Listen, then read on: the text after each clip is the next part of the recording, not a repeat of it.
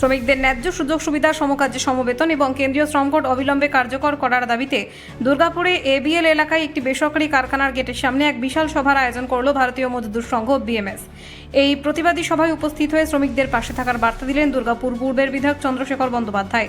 সবাই বক্তব্য রাখার সময় বিধায়ক স্পষ্ট জানান, কোনো শ্রমিককে তাদের প্রাপ্য অধিকার থেকে বঞ্চিত করা যাবে না এবং প্রধানমন্ত্রী নরেন্দ্র মোদীর প্রণীত শ্রম কোড এই কারখানাতেও কার্যকর করতে হবে।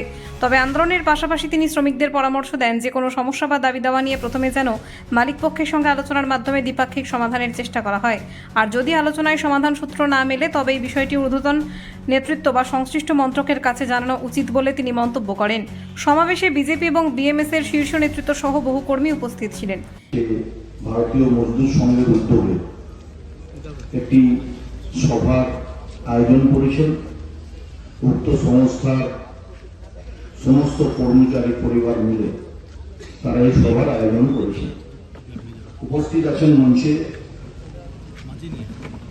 শ্রী রাজীব ব্যানার্জি, উপস্থিত তরুণ দাস, আমাদের এই জি পাওয়ার ইন্ডিয়া লিমিটেডের তিনি দায়িত্বে আছেন কনভেনার। অর্থাৎ হচ্ছে যে এখান থেকে অন্ধকারে রেখে উপরে গিয়ে কথা বলা যাবে না, যেটা বালাজির ক্ষেত্রেও আপনি করেছিলেন এবং সেই কথা বলেছিলাম বালাজি ম্যানেজমেন্ট সরাসরি চলে গেছিল ওইখানে।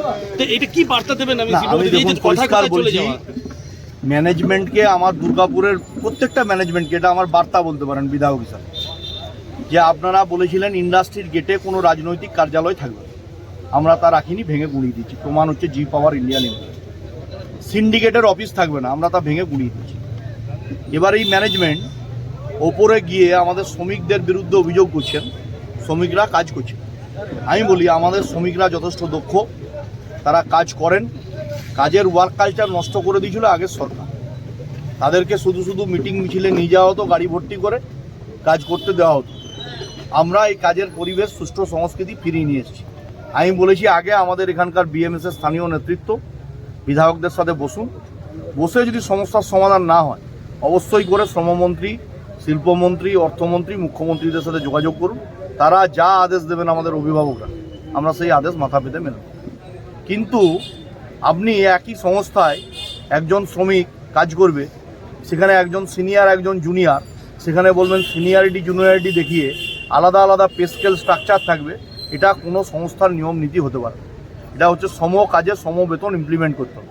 মোদিজি শ্রম কোড চালু করেছে, সেই কোড ইমপ্লিমেন্ট করতে হবে। এখানে প্রত্যেকটা শ্রমিককে পিএফ দিতে হবে, উপযুক্ত সেফটি সিকিউরিটি দিতে হবে এবং তার সাথে 120 টাকার একটা এগ্রিমেন্ট করে তৃণমূলের নেতৃত্বের সাথে বসে কলকাতায় ঠান্ডা ঘরে, আর সেখানে চুক্তিবদ্ধ করেছেন এই দোলা সেন আর হচ্ছে পূর্ণেন্দু বসু, এদের এই রক্তবীজ, যারা হচ্ছে এক সময় এরা মার্কসিস্ট কমিউনিস্ট, এরা হচ্ছে মাওবাদী ছিল।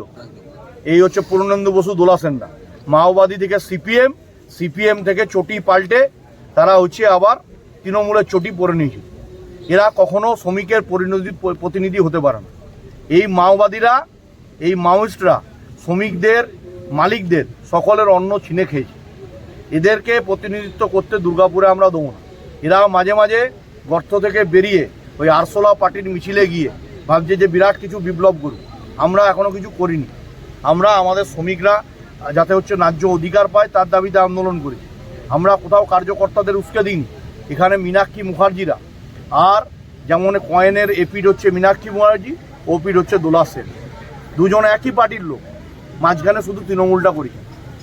আর এই ট্রেড ইউনিয়ন করার নামে দুর্গাপুর থেকে দোলা সেনরা 75 টাকার কাটমানি তুলে নিয়ে গেছেন কলকাতায়, আর 25 টাকা এখানকার লোকাল নেতৃত্ব প্রভাত চ্যাটার্জিদের হাতে তুলে দিয়েছে। আমরা এই শ্রমিক ব্যবস্থা চাই না। আমরা চাই একটা সুষ্ঠু সমাধান।